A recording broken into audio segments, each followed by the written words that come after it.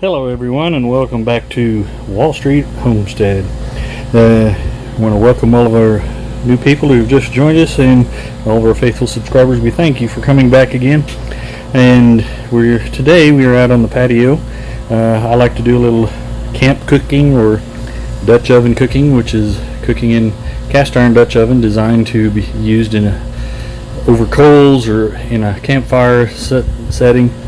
Just something a little different. Kind of takes you back to how they used to cook on the cattle drives and the wagon trains and those types of adventures back in the Old West and when our country was new and growing. So today I'm going to take you on a little adventure here as I cook. I'm doing two small pork roasts and the vegetables to go with them. It'll be a one pot type of a meal.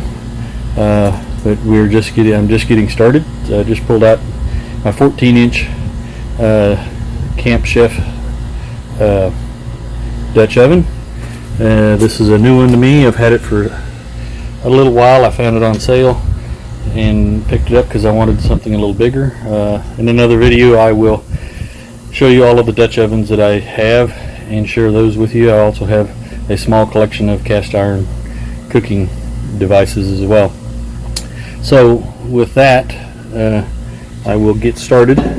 It was pre-seasoned when I got it, but I went ahead and put some more seasoning on the inside to make it a little thicker, a little stronger. The outside I had left the way it came, and actually I do see a little surface rust, which is not a problem. I can clean it up at a later time. I'll also be using this table, also made by Camp Chef, to cook on. But right now I need to start my charcoal, which I use the chimney start method, and I keep it in the pan to just try to keep the fire danger to a minimum. I do not like to use starter fluids, but I did run across a tip one time that you could use vegetable oil or some type of cooking oil as a help to get charcoal to light better without the chemical taste of or problems with some of your lighter fluids. So what I do is I save the used cooking oil out of our little deep fryer in the kitchen, and that is what I use instead of sending it to be recycled or disposing of it. But I put my paper in the bottom and pour a little in there like so. And I'm going to be cooking with about 25 coals per batch today. So then you load your briquettes in the chimney.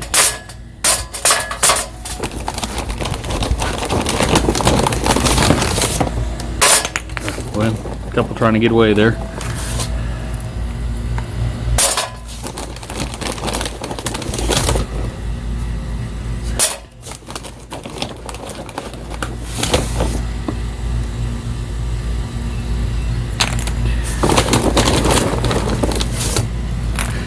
And before I put the last of them in, I always put just a little oil on some of the briquettes at the bottom, just a splash to a little more help in getting to light. And then I put in, sorry about the camera, I'm working by myself today. Pick up all the ones that got away. But the number of briquettes will dictate the temperature that you'll be cooking at. Okay, just a quick shot. It's taken off, just one match. Got it lit. It's burning pretty good. There's a little bit of smoke at the beginning as that cooking oil started to burn, but it burned, kept it hot enough and long enough to light the briquettes without much trouble, and then without using the chemicals that are in lighter fluids. Which, cooking with a Dutch oven, you could use a lighter fluid and not affect your food or flavor your food, because the briquettes are going to be strictly on the outside and the food's going to be on the inside of the Dutch oven, so there will be no actual vapor or smoke from the briquettes touching or getting close to the food. But like I said, it's just easier to use the cooking oil, and I just do it every time I use charcoal, whether it be the briquettes or the lump coal. Okay, well, we'll be back here in a little bit and we'll start setting up the coals and getting ready for the next step. Okay, we are back. Have taken the coal, some of the coals out of the chimney and put them underneath the cast iron Dutch oven to start warming up the bottom. Put about 18 of those coals there. And the next step that we are going to do, again, I apologize, I'm a one-arm bandit today, is we will put a small amount of olive oil, well, maybe a little bit there, let it come up to temp a little bit, and just about anything that you can cook in an oven in the house or in a Dutch oven on your stove or a pot on your stove, you can cook in a Dutch oven over coals.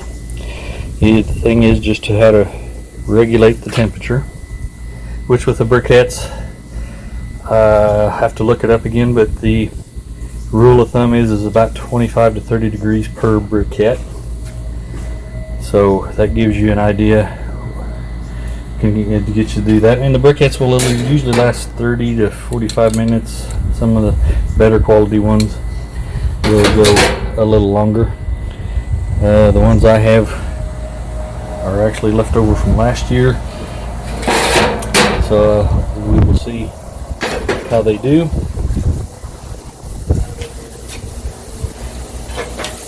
Excuse me. So now, after you get your oil heated up, you want to start to brown your pork roast. Gotta love the sizzle. Gotta love the sizzle. So we got two small ones here. Nothing wrong with leftovers.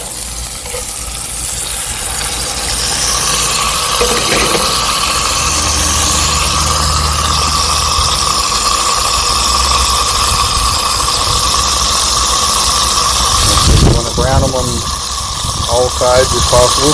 You're using either charcoal to heat up the Dutch oven, to heat up your oil, or brown them. So we'll be back here in a little bit and I'll show you a little bit more. Okay, here we are back again. We got these two little pork roasts nicely browned up, ready to move on to the next step. I've just taken them out of the Dutch oven. I have placed in there a trivet, which is used to keep the meat up off of the bottom of the Dutch oven, and also to keep it up out of the liquid we're going to add here in a minute.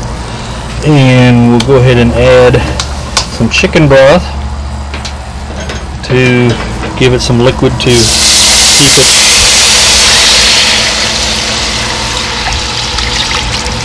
moist and not to dry it out. I'm going to keep it below the top of the trivet so your meat isn't sitting down in it. And then using your tongs, you want to set the roasts back in like that. Then you want to go ahead and set your lid on.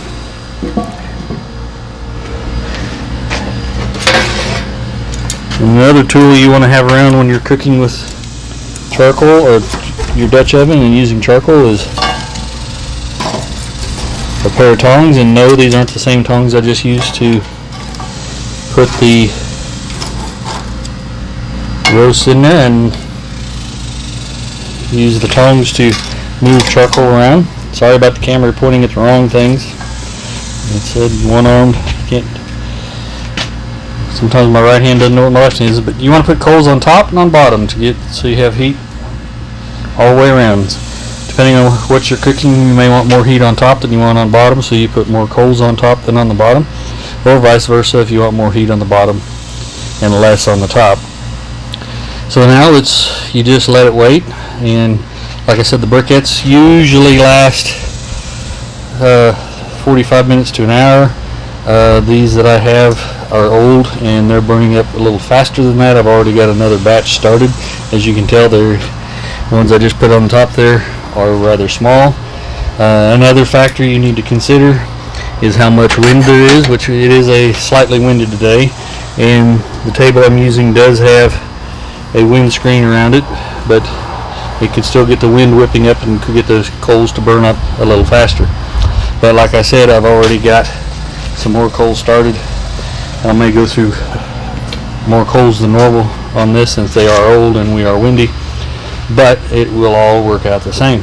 So while we're waiting on that, it's starting to cook, and we'll probably let it go for approximately an hour before we do anything else with it. So in the meantime, show you a few of the tools that you'll need to have when Dutch oven cooking. Of course, you gotta have the Dutch oven. Don't have to have the cooking table, but it is nice so you can be up off the ground. You can cook flat on the ground. I have cooked inside of that pan over there with the Dutch oven that I have my chimney in. You can just like on the ground or anything on the ground, but with the table you're up and you can stand up. You don't have to bend over or get down to work with the Dutch oven. Another thing you need to have, like you saw a minute ago, is a pair of tongs, and these are just regular stainless steel tongs. You can buy it just about anywhere. These are the long ones, about I think 16 inches, which is preferable because it gets you away from the heat. And I just keep a set out here with my cooking equipment, and they just come in real handy. Another thing you need to have is some form of a lid lifter, because there will be times you're going to want to lift the lid off while cooking. And this particular one is a fancier one. It's got the handle built onto the spring, and then it's got 3 legs with hooks on them, and the hooks set on the Dutch oven like so, and then you can push down on the spring and it'll latch on, and then you can lift up and actually use it as a lid stand to keep the lid up out of the dirt. This one has got a deeper lid than most, so it's close, but it would keep it up out of the dirt if you were on the ground. So we'll put that back on, take this off so it doesn't get too hot, because you do have quite a bit of heat coming off of the top of that. Another style of lid lifter is one like this. This one-handed camera guy is going to be hard today. It's got a T-handle up here on top. You can work that, which then hooks like that, and the way it works, you set it on there, put that through the loop on the top, lift up, and you've got a pretty positive connection. Well, that it also has a hook there on the side on one leg that you can use to lift it with that as well. This is probably one of my favorites. Then this is just your basic. It's just a basic hook. It works just fine. You can lift the lid on and off. Another thing you want to have around, this is something to set your lid on. Just a little lid stand, and when you take it off, when you're working on whatever's in your Dutch oven, you can set the lid on that so it's not having to set it down in the dirt. One last thing is a pair of good, these are just welding gloves. You can buy at any home improvement store, hardware store, anything like that. I think you can also find them in the barbecue department of most department stores or outside cooking stores. One thing about the Dutch ovens, they do have a fairly flat lid, and if you notice right here around the edge is a ring. That is there designed to hold your coals on tops, especially if you are... Hey, we're back again. I have a cameraman now, so now you get to see my face and maybe you get some better shots. I'll have to be swinging the camera around. Been cooking for about 20 minutes, and when you're Dutch oven cooking, you need to rotate your lid a quarter turn one direction and then rotate the pot a quarter turn the other direction to help balance out the heat, because your coals may be hotter and you may have hot spots on your lid or hot spots under below, but by moving it around like this you move the heat around to get more even. So using the lid lifter, and you don't have to lift it very much, just enough to get it up off of there, you go quarter turn that way. So you don't want to lift it very much and lose any heat you got inside. Then the hook that I showed you earlier, you can use that.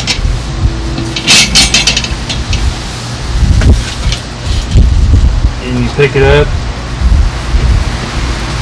and you turn it and set it back down.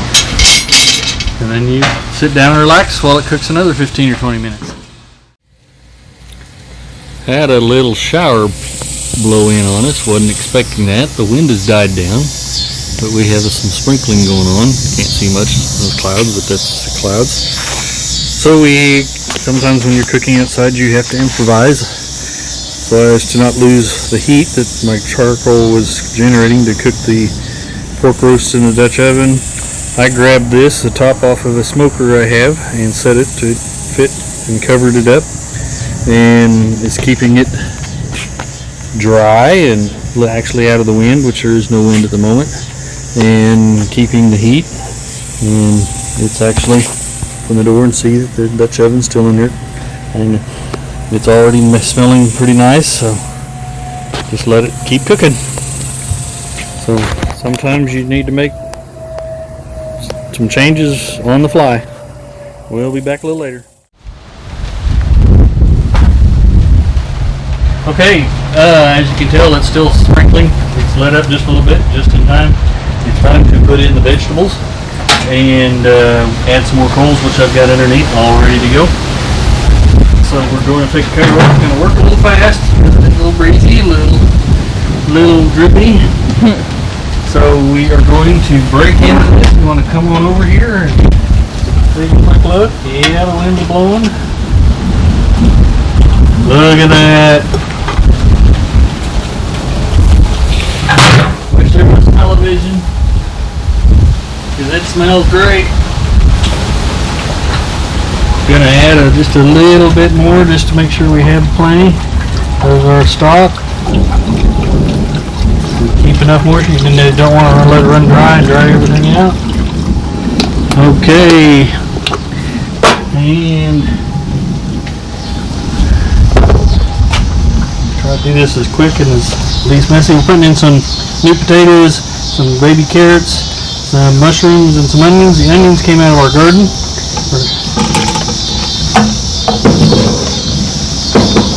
Losing a few vegetables there. Oh, we got some celery. Right, we'll put some celery. Okay, so put the lid back on there as quick as we can. Had the stand there, we put the lid on while we worked in there. Still working kind of fast here. And you're going to put the gloves on. And break out some hot coals. You got gloves on, you can carefully and gently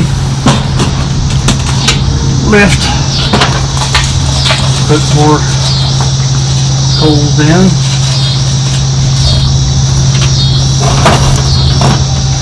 And we're going to put some more on top. Spread them around.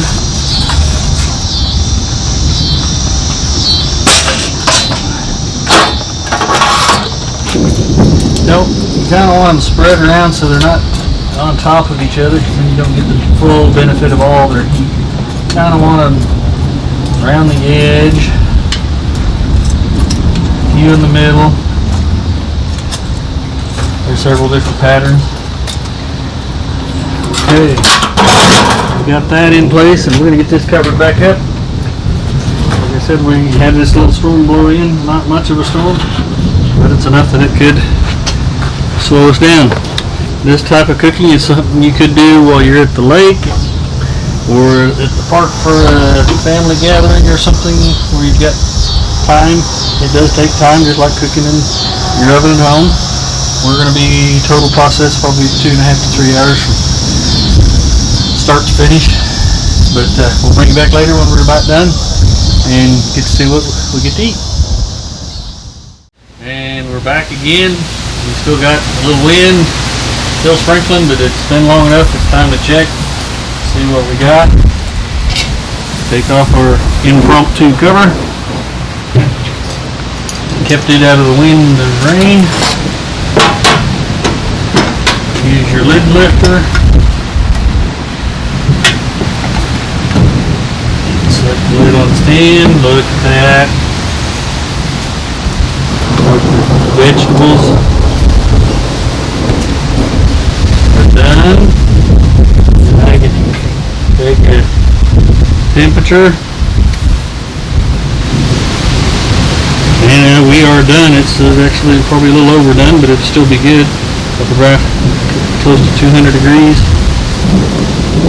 But it feels good and tender. Oh, even the carrots. Nice and soft. Good flavor. Good stuff. I'm going to cover this back up, go inside, get a pan to put all of this good food in, take it inside out of the lightning and the rain, and have some fun eating it. I'll be back in a little bit. Hurry. Starting to rain a little harder than it has all day, but the food's done and we're hungry.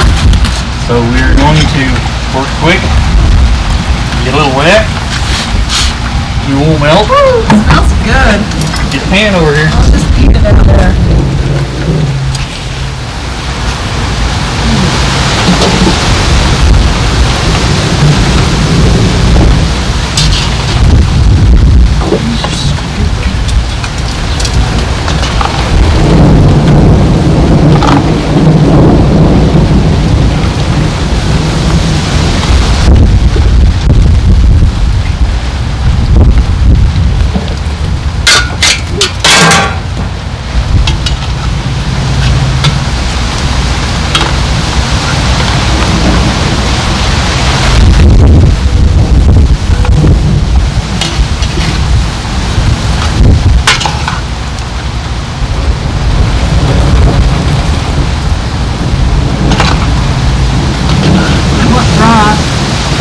Set it down. Hey. We'll improvise here.